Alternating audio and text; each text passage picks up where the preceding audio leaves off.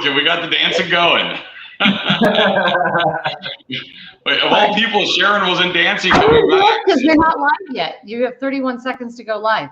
No, we're actually live right now for 35 seconds. Yes. So here we go. We're live. Okay, I messed up. Sorry. That was the other count. Yeah. For those of you guys that weren't, we had a full start. We've had a little practice at figuring this out this morning. But good morning. Welcome to August. Welcome to Market of the Moment. We are so excited to have some really great guests today.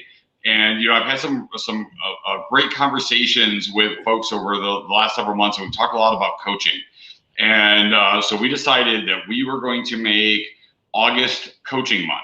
And the great thing is that everybody on this screen today has coaches and in some way or another also acts as coaches. And so, you know, we're really excited to kind of dive into that. You know, we have actually, so last Friday, Sharon actually brought the whole sales team in to do a whole all day long coaching session. And it was great. You know, I meet with Sharon monthly, so, you know, get myself back online and doing the right things. You know, Amber, I know that you are part of CORE and you do a lot of coaching and get a lot of coaching through there. Plus you run a team and you do huddles with your team and helping them get in the right direction. And Mindy, you know, I know that, you know, in the Keller Williams world, that is such a big part of doing what you do to be successful the way you are. And then also bringing up your agents and helping them to reach their potential also. So thank you, ladies, all for being on. And then James and Justin are with the Curtis Johnson team, and I've had the great pleasure of working with these guys for several years and see what they do with the team. And so they manage and coach the team and help them get there. And I'm sure they're getting coached by Curtis along the way as well. And so we're really excited to dive into this conversation and kick off Coaching Month with Mr. James Wilson and Justin Dols. Thank you guys for joining us today. Yeah, good morning, Don. Thanks for having us. And absolutely, it's been your pleasure to know us and work with us for a long time. I agree. I love coaching. I love this topic, Don. Thank you for having us. Yeah, absolutely. Yeah, and thanks for your time. So first, can we start off with talking a little bit about your background? We'll start with you, James, and then switch over to you, Justin. So your real estate background, how you got into real estate, and maybe what your roles have been with the Curtis Johnson team. Yeah, absolutely. You know, I started in real estate as the call center manager for Realtor.com up in Scottsdale. And I wanted to have amazing customer service. Everybody that calls in to the call center at Realtor.com is an angry realtor or an angry real estate broker. And I wanted to have amazing customer service. And I thought this would be a better way to deliver service is to understand what they're dealing with on a day-to-day basis. And so I went and got my real estate license. I had it inactive, worked in call centers for 10 years, and then had an opportunity to become self-employed as a real estate agent myself a few years later in 2004. And just started out kind of not knowing what to do, showed rentals, and worked at a small little boutique company that had a property management team, and they had a sales team, and I started just showing rentals, and I was loving it, making $800 to $1,000 a week while all the other regular realtors were starving to death. And I'm like, how are you starving to death? You're not helping people. Go help people. I'm getting paid every other day. It's amazing. And then in 2006, I found the Curtis Johnson real estate team, and I've been enjoying my time with Curtis Johnson and the team since 2006. Yeah, my story might not be as illustrious as James's, but I grew up in Minnesota. I grew up in the restaurant business, and there's either restaurants or real estate in my family. So when I decided to make the move here to Arizona back in 1999, I thought, you know what, I had enough of the real estate business mentally, physically, and because my dad made me start making pizzas and doing dishes at 10 years old. So as you can imagine, that was a lot of fun. But I did make $1 an hour cash. So that was pretty big money back in the late 80s. But, you know, anyway, and then came out here, and since real estate is in the kind of the family blood as well, gave that a shot, really struggled for about the first 6 years of my real estate business. Very inconsistent, very up and down, you know, the tidal wave that everybody deals with. And found the Curtis Johnson real estate team about the same time as James, I think probably a couple months before you, right? Yeah. And I was able to really determine very quickly early on through Curtis and his coaching, a lot of the things that I was doing from a subconscious standpoint that was shortchanging my real estate business and kind of keeping me in the victim mentality and not being in charge of my own success and my own destiny. So I had a light switch went on right away. And for me, that's why, being with the same team and the same company for this long a time is unheard of in real estate. So that's why it's just, for me, it's never made sense to go anywhere else, because my life changed almost instantly when I came on the team. Excellent. Well, and thank you for sharing that. And thanks for helping our watchers to kind of understand some of the background of how you guys came to be here. And so now let's talk a little bit now about how your roles have shifted and what you guys are doing now with the team and what that looks like. Yeah, absolutely. So we work as the main sales trainers and field trainers on the team. We've got just a small little 48 agent team here working the entire Phoenix metro area. We coach all of our agents to get an escrow a week, and everything we do is focused on getting them an escrow a week. We actually do it all, meaning that we start with their sphere. We work on scripts. We role play the scripts 2 hours a week with them. We actually, as soon as they set appointments, we compare the calendars. Great.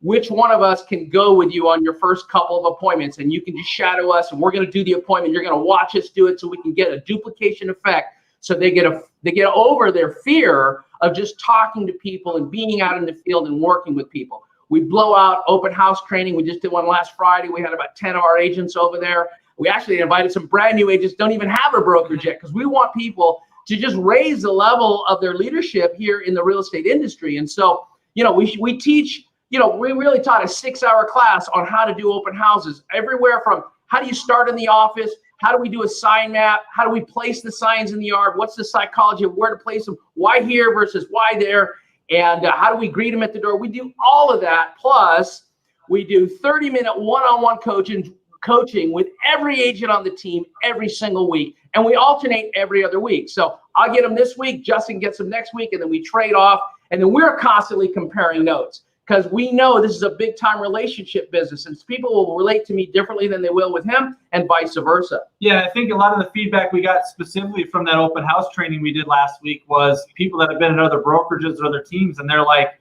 yeah, nobody does this. Nobody is out walking the street with you, showing you on the corner, where do you put the sign, how do you position it, how many rocks do you need for the A-frame sign and stuff like that. So, and that really comes back to an experience that Curtis had when he was in Hawaii many, many years ago, and he wanted to learn to surf. And he met up with some local guy that was giving surf lessons, and the guy went out with the group, 5 or 10 of them went out into the ocean with the group, and he was just bobbing in the ocean while they're all on their surfboards. And he physically held the back of the surfboard and swam and paddled with them as they caught the wave, and then he kind of pushed them and let them go. And in the end, Curtis was able to say, I surf. Now, the teacher was there with them, guiding it and helping them and pushing them on their way. So Curtis still got the credit for surfing, but the coach was there to help him perform it and do it to where he eventually got comfortable doing it on his own. So, and that's where that kind of experience that he had started, where he's like, hey, this is what we need for our team, for the hands-on experience to be in the trenches and help people do stuff. Because really, if we're not willing to do it, how can we ask other people to do it? I can't wait to see Curtis on a surfboard. And that's what. Send him an email. He'll send you pictures. If you've never been surfing, now I was in the military in Hawaii. It takes years to learn how to surf. Curtis even asked the guy, "Well, how long will it take me before I can actually surf?" And he's like, "What do you mean? How you're gonna be surfing in like 2 hours? What are you talking about? Exactly. You're surfing today." Yep. I'm really good at the falling down part. So thank goodness they're surrounded by water. So what you guys have really done is created like a framework, right, for when you're talking with agents and you're trying to help them find that path, and you're leaning on the experiences that you've had in your own careers to be that voice, right? Of look, this is the way because we talk about this a lot, and we've talked about this a lot on this show, that there's a lot of people that come into this business and they're just like, all right, I'm a real estate agent now. Where's my customers? And I've got my license. I did my Facebook post, and so where are my customers now? And so we know that that's not really the way that it works. Maybe grandma might sell her house with you, and Aunt Betty. But outside of that, it's a very short-lived career if we, run out of Aunt Betty's. So so then we need to do the piece where we're actually going out and finding ways to do business, and you're helping them see that framework. Yeah, absolutely. We're just trying to help them duplicate how to go out there and get escrows. And so the very first thing, obviously, we do is we start with what are their goals and dreams? What's their business plan in their mind? How much money are they trying to make between now and the end of the year? We just had to start this last week, and that was the first thing. All right, how much money are you trying to make between now and the end of the year? And then let's work backwards to figure out, all right, so how many people do you need to talk to every week to make that happen? How many appointments do you need to ask for? How many people do you need to meet with? How many homes do you need to show? How many listing appointments do you need to go on? So now they have a clear daily plan on what do they need to do. And then we just duplicate the recipe.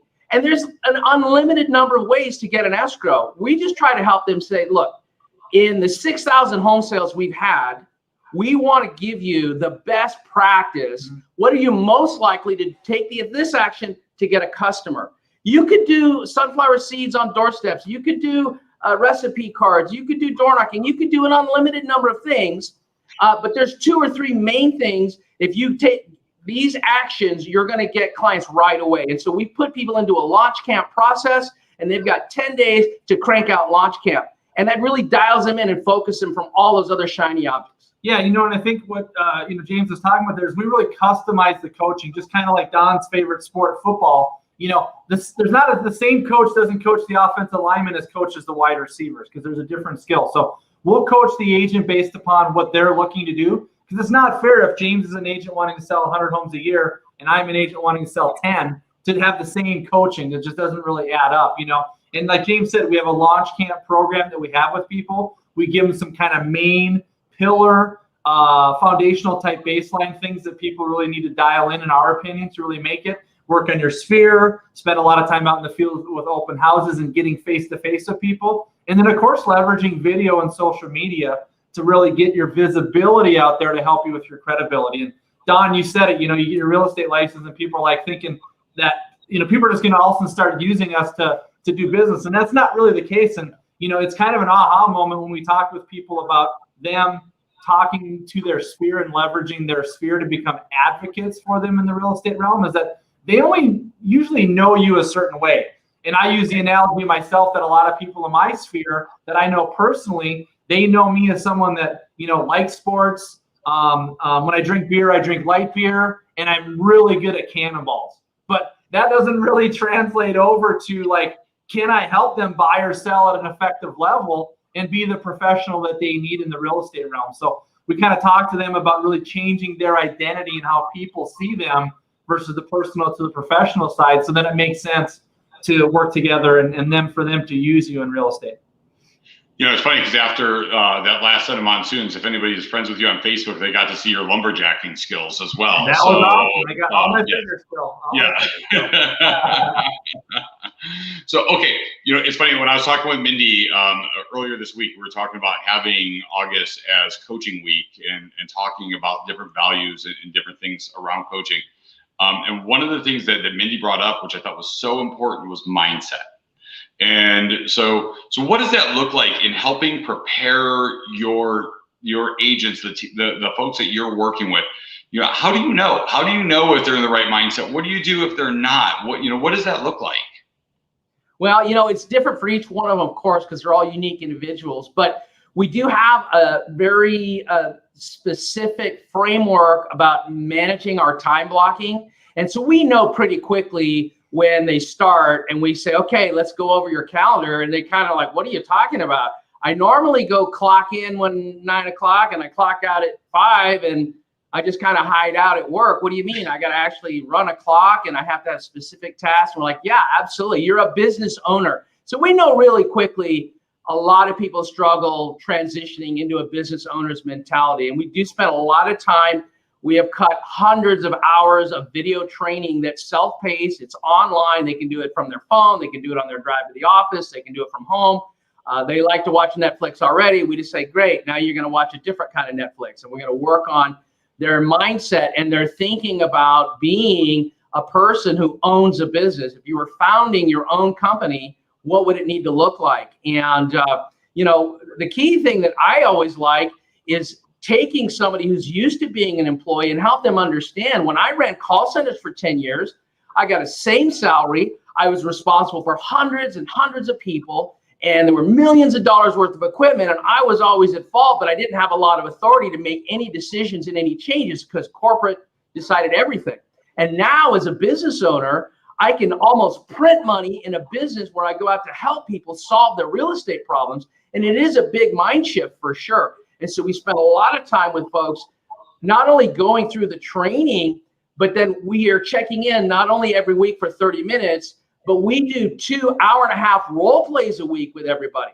So on Tuesdays and Thursdays from 11 to 12:30, we have a whole role play sessions like who's stuck, who's got a customer, who doesn't know what to do, and we have different skill sets and proficiencies, again, about working with a buyer, touring homes, getting through the phone script, getting through the buyer presentation, getting through the seller presentation. How do you deal with Binzer? So we're role-playing these skills so they can be proficient because we want them to be trained to become a team leader, a business owner. So we outline that leadership ladder for them from the very beginning. Yeah, and much like all of us out here watching this, and a part of it is, we don't work with every buyer and seller that wants to work with us, right? We want it to make it a win-win and be a good fit with the client. Same thing with the agents, right? So, we have a process by which, there's a few fiery hoops that people need to jump through to join the team. And that kind of gives us an idea as we go through the red flags, the non-red flags, how likely are they to come in and be coachable and really want to either build their business or maybe restart their business. But yeah, it's easy to tell pretty early on the people that are mindset-wise are ready to go, and then the ones that we maybe need to help them with a little mindset. So we kind of talked with an agent the other day about, hey, how many people did you talk to this past week about real estate? And they're like, well, I have no idea. Well, now we know they're not following the training and the coaching because we've already coached them on how to do that. But we use the analogy of a cheeseburger place, right? So if you have no idea how many cheeseburgers you sold today, do you know if you're winning or not? Do you know is your business surviving or not? So, and then that analogy really stuck. Like, oh, okay, we got to take an inventory, and that's that's hard for them to kind of quantify until they see it in a real life example. Yeah, we routinely have to put it in terms of whatever their previous career was. We have a gal who was a respiratory therapist, and so I happen to be an EMT and volunteer with Arizona Rangers, and I'm in and around hospitals quite frequently. So I help her understand, if your customers can't breathe, what are the kind of skills that they need and exercises to get up to speed? It's the same thing here in this industry. So obviously, we're always filtering and sorting coachable versus chokeable, right? August is coachable month, not chokeable month. So we want to make sure we get the right people. Yeah, absolutely. And that's so Mindy's trying to nudge me over here to get some of these nuggets on the screen, and she's right. So so thank you, Mindy. But yeah, you guys, and I think that the reality is when it comes to mindset, if we think about helping people, and whether it is helping a homeowner, helping a home buyer, or helping somebody on our team grow, right? That really helps our mindset when we look at that. Like if we look at, because if we just look at the dollars and cents, that's great, right? Making good money is important to us, and we need to be able to take care of our families, and we all have our goals and dreams that we'd like to achieve. But when we really kind of get into the mindset of giving and helping, I think that changes our perspective quite a bit. Well, a great example of that, Don, is James was in the office one day a few years back, and someone came in, and it happened to be a marketing representative from a title company. And he came in and he said, hey, I wanted to find out, how can I get some deals from you guys? And, James had to stop him cold in his tracks, and he's like, whoa. We don't do deals here, right? We create relationships with people, and we help them with their real estate wants and needs, and the byproduct is we happen to get paid for it. So, that totally blew his mind, where he was like, hey, I need to find deals for my title company, and that's how he looked at it, was he needs deals, right? He needs the money. And so hopefully you taught him a little bit of something there with mindset on, if you're looking to help people, then the spoils or the benefits come from just coming from a server's mentality. So I remember that day. That was awesome. It was like you verbally kicked him out of the office. That was great. Well, no, but it is a mindset framework, right? So, I get up in the morning and I'm just thinking, all right, who can I help today? Who can I go out and help them solve their real estate problems? I go out and meet with a seller today, and they don't realize they have a real estate problem. They think I'm just trying to move to Montana, and they don't understand. Hey, my problem is I can't keep paying for my house in Fountain Hills and pay for the new house in Montana at the same time. I have a problem. I got to sell this one to go buy that one. So I really want to make sure that I've come there, and I just really start with, so what are we trying to do? Tell me, like, I'm 3 years old. What are we, like, if I sold her home today, where are we moving? What's the next step? And then always having someone with me to shadow. And then before the appointment and after the appointment, we're talking about, hey, we're not going to come from judgment. Hey, I don't even know if this guy, if we're going to work with these people yet. I don't even know if we can solve their problem. Let's go first, understand their problem. And so the thinking is that servant leadership, and how can we get out there and help our community? Because we're supposed to work with a certain number of people. And I just personally believe there's some people God doesn't want me to work with, and they say no. And I say, thank you, Lord, for saving me from that train wreck before it happened. So I don't get upset. One of my brothers went to a new build without me. And he went out there because his wife was bugging him about it, and his schedule, my schedule, and my wife was all upset. How come he didn't work with you? I go, hey, it's a train wreck. Believe me, you just watch. It's gonna blow up, because I'm only supposed to work with certain people. It's not a big deal. I hope your brother's not watching this. I'm the oldest of 10. I had 9 others to deal with. It was fine. I'm going to use that all the time. I'm like, you know what? Because I do truly believe that people come in your life for a reason, and absolutely.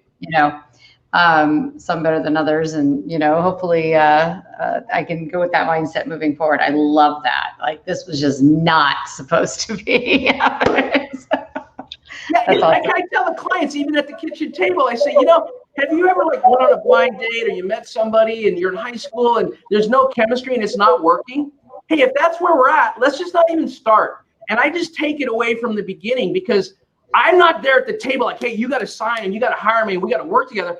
I don't need another sign in the yard, guys. I'm selling a couple of homes a week. I'm going to help people whether we work together or not. If I can help you, I'd love to try. If I can't help you, would it be okay if I refer you to one of my other partners that might be a better fit?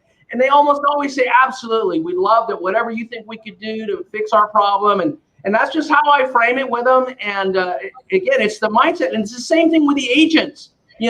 They've got real estate problems. They've got a spouse at home who's really counting on them, that they just spent their $1,500, $2,000 to get their real estate license, because they're going to go, they've been watching, TV. And we all know it takes 22 minutes without commercials to make $1 million an episode. And so they're convinced, like, here it is. We have hit the gravy train. It is on now. I just spent 90 hours watching videos, and I'm ready to print money. And like you guys were saying, I don't even think they want clients. I think they just want direct deposit checks. Yep. And so mindset is critical about this. Is a people business. You're not going to win being a secret agent. You got to go out and serve people and help them. And sometimes, occasionally, you're going to get paid. Honestly, guys, 80% of what I do, I never get paid for. It's fine. I absolutely can live off the 20%. It's amazing lifestyle. Just go out and help people. Go connect and serve people. And, I one of the things I love to do, I'm in social media and some agent goes, hey, I need someone to open a door. Great, I'll be glad to go do it. How can I help you? I want to help people win and impact people. So we just live the lifestyle of what you want people to do, and then you find people to coach that want to be a part of that. Yeah, it's funny because we started the conversation on coaching, but when it comes to working with our clients, and Mindy, you've talked about this a lot, right? That our consultation with our clients is coaching, right? And not like trying to push them a specific direction, but coaching them through the understanding of the process, right? Helping to bring all of the things. And that's what an amazing coach does, right? So, when I sit with Sharon and Sharon says, okay, Don, what are your goals going to be for 2021? And I come in and I give her some, little weak goal, Sharon says, but is that what you want in your life? Wouldn't you like that to be more? Wouldn't you like to be the person at the top of the board? Wouldn't you like to be the person who is achieving these things? And just like with our homeowners and our home buyers, that if we can help them to see, this is why this is good, this is why this is important, then we're in fact coaching them as well. Yeah, absolutely. And I think that's really nice that you, did good cover story there. We know she really said to you, hey, dummy, come on, man. These goals you have are pretty wimpy. What are you trying to do here? So good job really coming it up and keep optimistic in that. Sharon rules with an iron fist. No. Well, they always fight me, and Don is already halfway through the year, well over 50% towards his goal. So it's going to happen, and that was with pushing and shoving and tugging, and no, you can do more than that. 25% year-over-year increase. So there you go. Yeah. There you go. Okay, so let me ask this, because I think one of the most important things about being a good coach is being coachable, right? So what does that look like for you guys, and where do you go to seek coaching as well? Well, I think anytime you want to get somewhere, trying to, receive coaching and get advice from people that have been there, right? That have been there before. That's always a big thing. That's always done it. I think also James talks about this a lot. It's hard to ask for help. So I think we always, if we want people to set their ego aside to be coachable, then we got to do the same thing, right? So we got to set our ego aside. And then, ask Curtis, ask some other people in kind of our EXP mastermind group, hey, what would you do in this situation? So, there's a lot of team leaders throughout EXP that aren't like the main figurehead, but are still very successful in the EXP model, and being able to, put our ego aside and ask them for help and ask them for pointers and stuff like that. Because again, it goes back to, if we're not willing to do it ourselves, how can we ask other people to do it? But a lot of coaching always goes back to ego and being okay with learning something new and being able to tell yourself, if I did it different before, it's okay. That doesn't mean Justin was wrong. I got to be able to handle that. Justin was wrong before, and I'm going to try this new way. So that's kind of the balance between being coachable and chokeable, is their ego, all of our egos, and putting it in perspective that if I really want to get to X, can I put my ego aside and do it or not? Yeah. I think for me, I learned a few years ago, I went to some leadership training, and the context was really about coming from, I think it's a kind of an Asian term about beginner's mindset. If you were to go into a martial arts training center and you were a white belt, and they were to teach you, let's say it's a roundhouse kick. Well, the first time you start doing that kick, it's going to look like you're a white belt. And yet, if you're a green belt and you advance in the ranks, and a red belt, and then you get to a black belt, it's still called a roundhouse kick, but it looked much differently. And so if every time you show up and you realize that you're coming from a beginner's mindset, and realize there's always things you can learn. I mean, I myself am a lifetime learner, so I'm looking outside of my industry even. Like some of the things that we do here that we implement come from the car business. Some things they come from the travel business. They come from the hotel industry. We look at top performers in any industry, and we try to figure out, and it doesn't matter to me what company they work for. They can work at any brokerage or any car dealer, or I don't care if it's Hilton Hotels, or if it's Waste Management, or it's the Golf Open, or the Phoenix Police Department. We try to find experts in their field who have actually climbed Mount Everest, because we know those are the best people to take. Oh no, he was on a roll. I thought maybe I was frozen. I'm not sure. Everybody else was moving except for poor James, and he was on such a roll. I'm sure he'll unfreeze here in a second. It's so good too. Yeah. Yeah. You know what though? I think that so much of what we talk about though is that being coachable and that we all need to grow ourselves. And I often tell the stories of my beginning at Fidelity, where I knew nothing about nothing, and they're back. And how important it was to come in and just say, I'm just going to be a sponge and absorb as much as I can. And I've learned so much from working with Sharon, but I've also worked so much from working with Mindy, and I've worked so much from working with James and Justin. While they're not my bosses, Amber, you too, by the way. And I was working my way too when I got distracted. But while not everybody over here is somebody who's my supervisor, they are. But I still have the opportunity to learn so much from these people that I'm around, and take those bits and pieces, which I think is the point that James was making before the internet froze a little bit. Yeah, you guys missed out, man. When the internet cut out, James stood up and he demonstrated a white belt roundhouse kick, and he demonstrated a black belt roundhouse kick.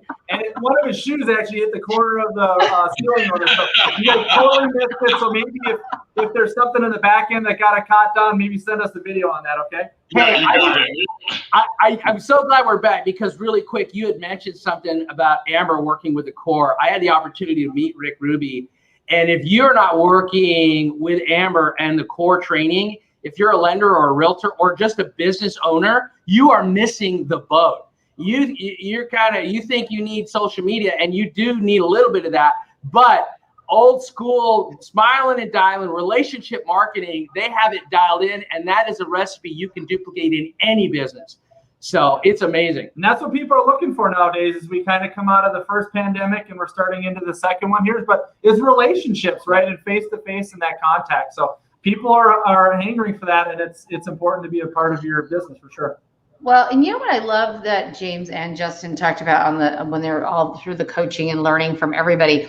I truly feel, and Amber, I'm sure you agree, even when you're coaching others, I feel you pick up so much from that person and learn. And that's what I love about coaching other people, is because I learn every single day. When I sit with Don, I get smarter. I literally say that to myself in my head, I'm not trying to, the ego thing. Sorry, Don. We'll talk about that for a little while. But truly, whether it's Don, Noel, Troy, any of them, and I sit down, and it's fascinating to me to hear them talk through things as they see it, and then coaching them on it. But I learned so much from that too, and I think that's just such a great part of coaching as well. Yeah, I think coaching to perspective, right? Because you get to learn people's different perspectives on the world. Mindy's walked a different path than I've walked, and Sharon's walked a different path than I've walked. And so our perspectives are all different. And so when you can hear other people's perspectives and truly hear them, I can tell you, there's been much of my life where I've struggled with this as part of my own personal growth. But when you can hear other people's perspectives, it gives you so much opportunity to grow and to adapt yourself. And spot on, Sharon. I couldn't agree more. Yeah. So, okay, fellas. Last question for you before we start moving into our updates. But so when we talk about growth and we talk about these things, we often talk about other outside influences. So what are you guys reading? What is speaking to you guys that helps you grow, or what's your favorite book that you've read that's helped you grow? I'll be pulling my thumb around. I'm going to go first. So Go ahead. Right now I'm in the process of reading some stuff by Brian Clemmer. One of the books is if how-tos were enough, we'd all be skinny, rich, and happy. Skinny, rich, and happy. And if that's all it took was the how-tos, then everybody would have everything they want. So I've read it before. I've read a few other things by Brian Clemmer. I was actually turned on to him by James. And it's really true. And that goes back into mindset, going into being able to look at things from different perspectives to try to figure out, hey, am I really looking at things from a 360-degree view, or am I only looking at it through my prism, through my green glasses? If anybody reads the book, they'll know what I'm talking about. Is that the only way I'm looking at it, or am I looking at it from different angles that could benefit and help me on my journey? Excellent. Yeah, and I know for me, I am constantly reading. The one I'm really enjoying right now, you probably already have it. It's James Clear's book, Atomic Habits, because, much like Darren Hardy's book, about just tiny little atomic level changes consistently over time have a huge dramatic effect in your business and in your life. And I'm trying to have a number 10 relationship with my significant other, and I'm trying to have a number 10 relationship with my chihuahuas, and I'm trying to have a number 10 relationship with my work wife, Justin, and I'm trying to have a number 10 relationship with all the agents that I'm working with, and my Fidelity marketing rep and my lender. And so I'm working on me all the time. I want to be the best version of me, because I think that's my assignment from heaven. So that's what I'm working on. Excellent. Well, I love it, guys. And thank you so much for sharing.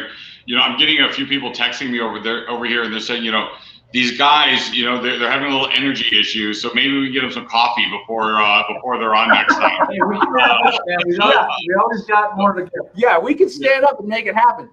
Yeah.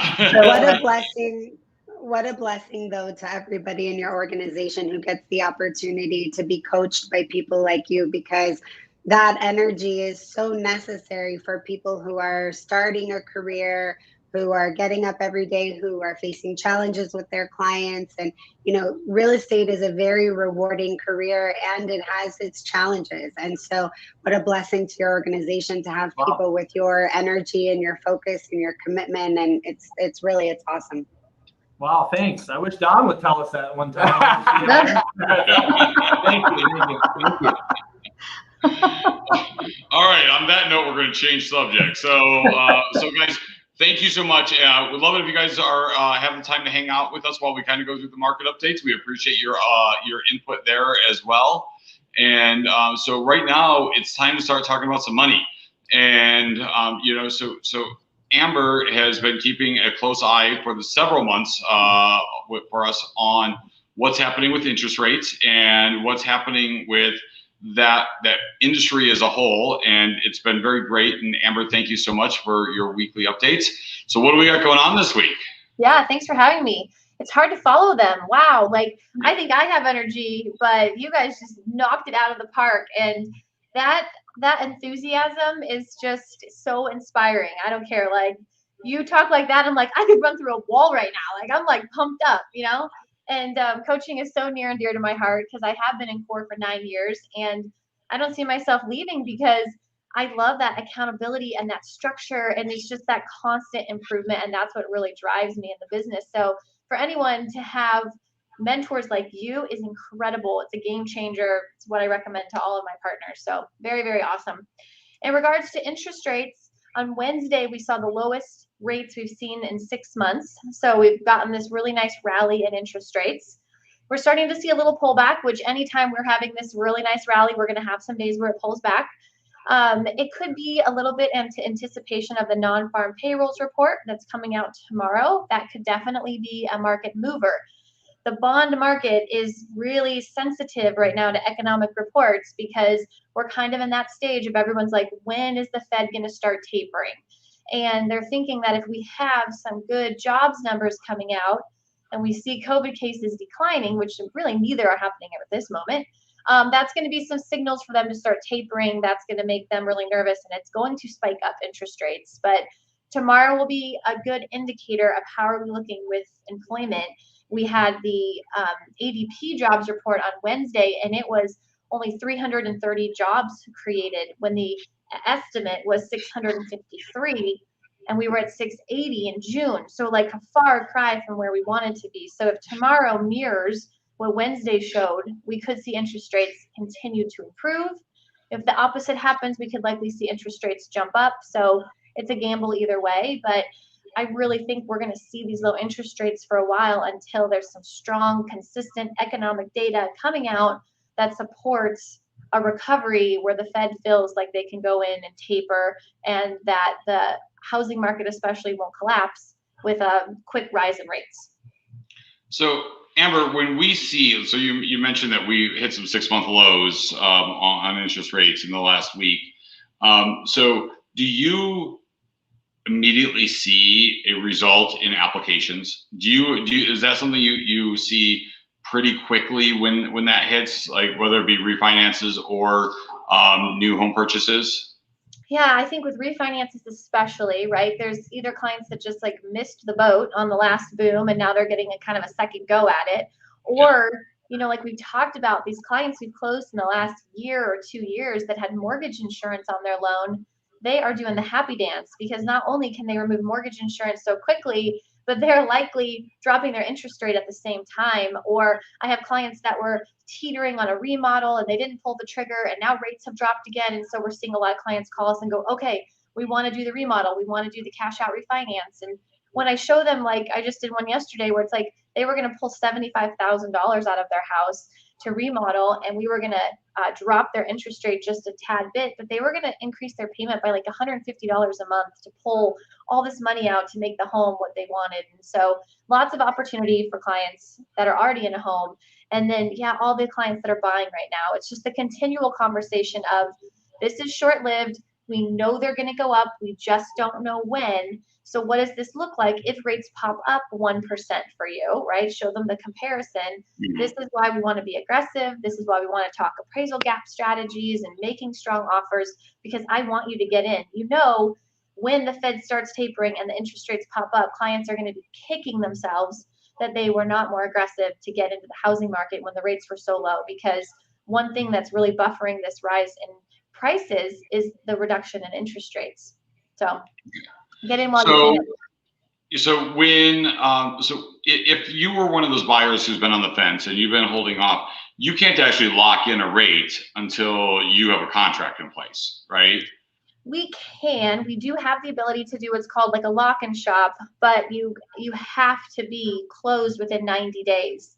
And so it's kind of a risky business right now with the market and making sure that you can get into a house in that time. So I would say it's for the very unique client that we want to do that, because if you don't close within the 90 days, then you start talking lock extensions and things like that. So we don't want to put people in a pressure situation where they're worried about getting in and closing because of their rate lock. But that is something that we can talk about more as we get closer to the potential tapering, because it may very much benefit them. Yeah, and I think it's real important people know about those different options. And James, looks like you might have a question, or Justin, you have a question over there. Yeah, with Amber. So, and maybe you can speak to this a little bit, because I didn't really learn this until the last few years when the interest rates have been so low. But when the rates go up like 1%, I mean, that's way more painful on people's payments than the actual prices going up, right? I mean, yes, because every $10,000 in loan amount is on average about $50 a month in the payment. So it doesn't make that big of a difference. But when the interest rates pop up, that's dramatic. So if someone's looking to move the needle on their payment, the first thing they'll look at is, should we buy down the interest rate then to get your payment lower? Because you're going to get a lot bigger bang for your buck putting your money there than you would in putting the money in as down payment. So the interest rates play a really big factor. Excellent. Yeah. Well, and Amber, so I appreciate your input each week and our questions, and I think this makes a great transition over to Mindy, because I think that I don't know if you guys watched my description or read my descriptions before we went live today, but honestly, this is a question I have, though, as we are now seeing the rates coming back down. First, let me ask Mindy, or let me say good morning again, Mindy. Hi.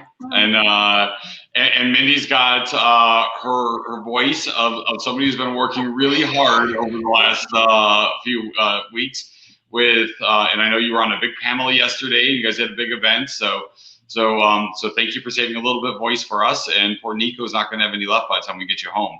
But he's not helping with the voice at all. Trust me. No. But one of the questions I guess that I have or the thoughts that I have is, last year was such an anomaly, right? Last summer was such an anomaly for us in many ways, but we didn't have that go back to school lull we have, and we didn't have those kind of things because we were in the beginning of the frenzy last year at this time. So, as we start seeing inventory increase, which I assume that's what you're telling us today, not to be a spoiler. So as we see this happening, do we think much of it's related to a lull like that, like we used to have, 2 years ago, 3 years ago? Is that what we kind of see? Yes, I definitely think it's a bigger picture than that, but I do think that we are seeing some seasonality for the first time since COVID hit.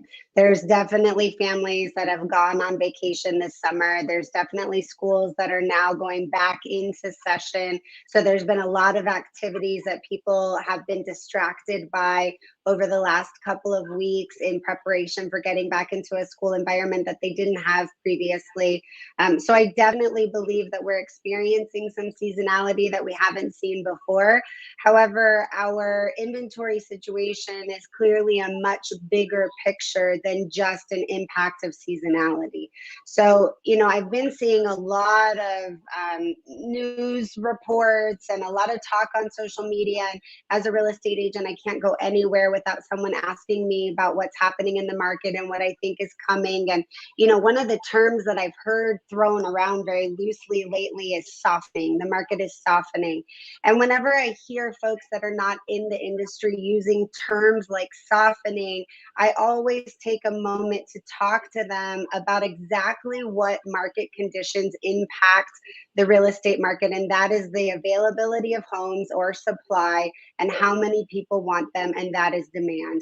Because I think when people use words like softening, there's a negative connotation to that, and people assume that that means that prices are going down or that the market is not doing as well.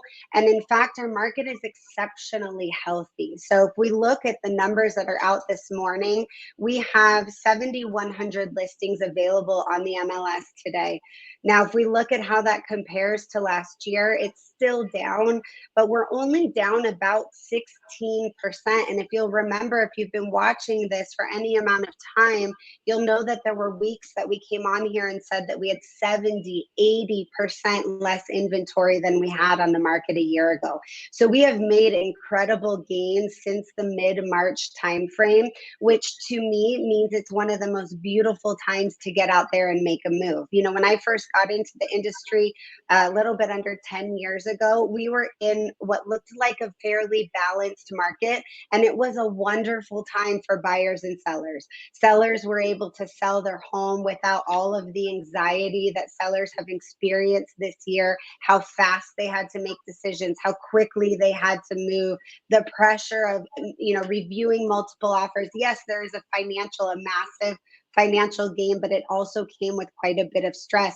And that's not the environment as you start to near towards a more balanced market. It also doesn't mean that prices are going down. In fact, prices are still going up, and they will continue to go up. Even in a balanced market, you're typically seeing our average rates of appreciation anywhere between 0.5% to 1.5% a month. And so you're going to be selling your sellers' homes for more than the one down the street was, but it may be $5,000 to $15,000 more versus $60,000 to $70,000 more. So the beauty of selling right now is that you haven't lost $1 of that appreciation that's been gained over the last year, but you have lost a little bit of the stress and the anxiety. And from a buyer's perspective, we have 25% more inventory on the market today than we did just a month ago. So typically when we see such an increase in inventory coming to the market, there's some sense of fear of what will happen. Will we have too much? You have to remember that we're coming from such an extreme seller's market that inventory, if anything, will flip us into a balanced market. Now, if we were in a balanced market and we saw all this inventory coming so quickly, the concern would be that we could flip into a buyer's market. And again, all a buyer's market means is that there's more people than more homes than people interested in purchasing them. And that's when you start to see a decline in pricing. So I really caution real estate professionals from throwing around words like softening or even cooling, although cooling, I can understand the impact. Softening, I don't really think is articulating to our clients the opportunity that they have in a market like this one. Interest rates, like Amber said, it's amazing. We thought we'd see much more fluctuation by now, and we really haven't seen much. Certainly that could change at any given time. And so, you know, you don't want to be sitting around waiting for that to happen. But we've been lucky in that there hasn't been as much fluctuation as I think we would have expected. You know, I would anticipate a little bit of another bump in demand in the September, October timeframe, because I do believe we are seeing some seasonality. And right now our market is being wholly driven by the lack of inventory, not by an exorbitant amount of demand. We're starting to see some of our investors return to the market. You know, some of them are kicking themselves for not having been in the market during the frenzy, but it makes sense, right? Institutional buyers are using other people's money, and so they're going to be a little bit less risky when they're doing that. And earlier this year it was risky last year was risky because people didn't know what was going to happen. Now, as things start to level out again, we're seeing a higher percentage of investors come back into the market. We're seeing lots of people purchase properties for the purpose of putting them into the rental space. So I've had lots of clients say, should I sell my house now or should I keep it as a rental? And the answer to every real estate related question is, well, what is it that you're trying to accomplish? Are you looking to create a long-term portfolio with passive income? Are you looking to cash out with money now? And if you are, do you have an intention or a purpose for that money? Let's talk about what that looks like. Rental prices, I would anticipate, will continue to rise. We are not one day going to wake up and just have too many houses for purchase or for rent. And there's going to be a population of people who will always drive towards the rental space, and therefore a need for more single family homes to be rented out. In fact, you're seeing a lot of builders who are building just for the sake of renting. So there's, in Chandler and Gilbert alone, I can think of a half a dozen brand new small built communities. So these numbers don't add to our overall numbers, because when we pull permits, we're looking for sale properties, not for rent properties. But there are communities that are single family homes, more desirable post-pandemic, that are simply for the purpose of renting. So I think you're going to continue to see an increase in pricing, just not quite as fast as we've seen. Buyers, right now are still paying about 1.4% over asking price, which is actually down from almost 2% on average over asking price just earlier this year. So we're definitely seeing that start to moderate.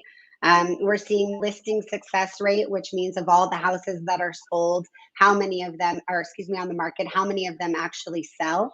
You'd be surprised that really only about 65 to 70% of homes normally sell, right? And that's because some are overpriced. The seller has their price and just it is what it is. And so it's going to not sell. You have ones that expire. They're not working with really great agents or agents that don't know their goals. So there's certainly a percentage of the market that really shouldn't sell. But when you have really low inventory, you take everything you can get. And I think we topped about 95% of homes that were listed were selling. And we started to moderate that down a little bit. We're now in the 80s. And we're seeing contract ratios come down. So these are some of the indicators that we've continued to watch very closely to identify, are we falling off a cliff? Are we softening, if you will, or are we really just moderating a market that got significantly out of whack from an inventory perspective? And I would have to say that we're really in the latter. So it is an awesome opportunity for our sellers to sell, gain top of the market, actually have a place that you can go to. Remember when we used to sell houses and we didn't have to say, you might want to have 2 and 3 backup plans in case you can't, we'd list your house, and then we'd say as soon as you were under contract, we'd go out and we'd find you a home, and we did simultaneous closes, and it was normal, right? So, we're starting to get back to a more normal environment. I think we'll probably end up spending a couple of years there, which should be really nice. It's certainly going to change the conversations we have with buyers and sellers as we shift into that more normal space, but it's all really good news. And I think as long as you can stay very close to the numbers and be able to tell the story and communicate it out well, you will do well over the next couple of years in real estate in Arizona. So Mindy, thank you. And that was a lot of information, some amazing insights. And I think though that when we look at this, right, that, we've come off this frenzy. And so right now, things are, I don't want to say easy, because they're certainly not easy, but they're easier than what they were when we were in March and April, where the people were lining up around the block to go to an open house. And so here we are now, and Amber's going out and she's reducing the cost of money again. And thank you, Amber. We do always appreciate that. And so we've got that happening, and then we have the potential of seasonality being impacting us as well. That demand might be going back up once we get back into September, and which is traditionally what's happened. So if you're a buyer, now is a great time, because Amber's helped to reduce the money there. If you're a seller, you have lost nothing, right? Your $60,000 over asking is built into your list price now. You're not losing anything, and so you've got that. And then, but if you're that buyer and you want to try to figure out what to do, to actually have some choice and to have the ability to not have to go and write 15 offers, you're in a much better position for that. That's right. That's exactly right. And that's why I see it as an opportune time, and maybe one of the best times really for buyers and sellers all year to be able to get out there and make a change. Yeah. And to actually have choices, right? Because if we do go back into, and I don't know if we'll ever, and you've mentioned this many times, who knows if we ever go into a frenzy like we had. That's probably a once in a lifetime experience that we had this spring. However, when we get past the beginning of the school year and people are back to making decisions again in that same mindset, you know, we could start to see a pickup there, and that's why it's good to take advantage now.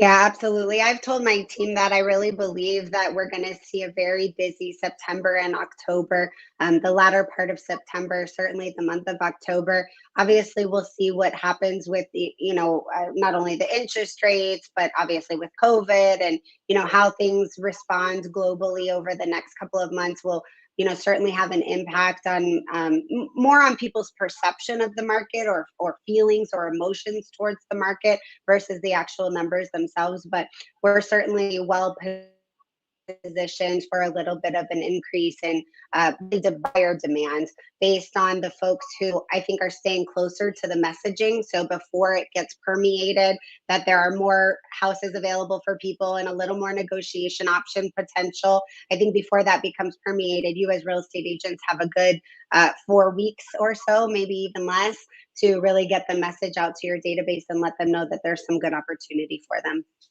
Excellent. Thank you. Thank you guys all so much. We should do this again sometime. So this has been fun. I love the energy that Justin and James brought today. Thank you guys so much. Not only great energy, great information, great insight. Thank you, gentlemen, so much for that. Amber, thank you for lowering interest rates again. But also thank you for taking the time in your busy days to spend with us as well. We really appreciate you. Thank you as always for having me. Yeah, and Mindy, we love your information, your insights, and obviously your experience brings so much depth to this conversation every week. So thank you for that. Then Sharon, thank you always for your insights as well. Of course. I was going to say, Don, I was going to let James and Justin know that Amber, Mindy, Don, and I are all going to have a coaching session together to work on our energy levels so that by the time you come on next time, we can live up to the energy that you both have. Just have it here in our office and we'll give you some of the drinks and the snacks that we need. Well, thank you guys so much. I'm not here next week. Sharon's running the show. Mr. Ty Lusko is going to be on talking about the coaching strategies that he's putting in.